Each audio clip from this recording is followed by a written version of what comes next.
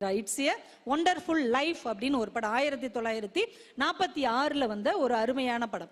அதுல ஒரு ஜார்ஜ் அப்படின்னு ஒருத்தர் இருக்கிறார், ஒரு பெரிய பிசினஸ்மேன். எல்லாமே லாஸ் ஆகி எல்லாமே தோத்து போயிடுறாரு.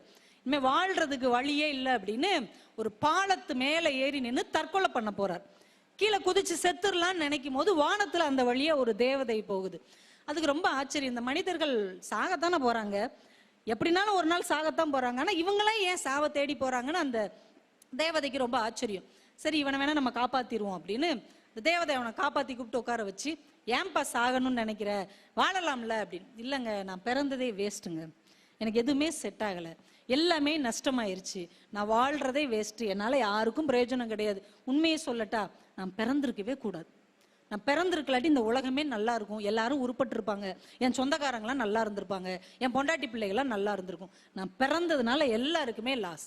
சிரிச்சுக்கிட்டே அந்த தேவதை சொல்லும், சரி உன்னுடைய பாயிண்ட்டுக்கே நான் வர்றேன், நீ இந்த உலகத்துல பிறக்கலன்னு வை, என்ன ஆகும்னு பாப்போமா, வா அப்படின்னு ரிவர்ஸ் கூட்டு போகுது. அவர் பிறக்கவே இல்லை இந்த உலகத்துல, இப்ப இந்த உலகம் எப்படி இருக்குன்னு கூட்டு போய் காமிக்குது.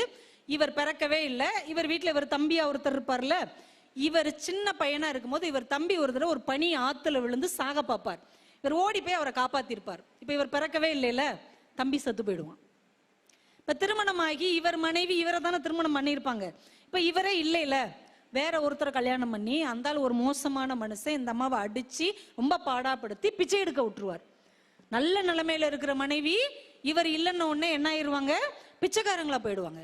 இவர் நிறைய நண்பர்களுக்கு நல்ல விஷயத்த சொல்லி கொடுத்து சரியான நேரத்துல உதவி செஞ்சு அவங்கள ஒரு நல்ல நிலைமைக்கு கொண்டு வந்திருப்பார்.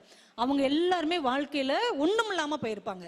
இப்படியே அதிர்ச்சி ஆயிடுவார், என்னாலதான் இவங்க எல்லாருமே நல்லா இருக்கிறாங்களா, உன்னாலதான் இவங்க இத்தனை பேர் வாழ்க்கையிலும் நன்மை நடந்திருக்கிறது, நீ பிறக்காவிட்டால் இத்தனை பேர் வீணாக போயிருப்பார்கள், நீ பிறந்ததால் தான் இவர்கள் வாழ்ந்து கொண்டிருக்கிறார்கள்.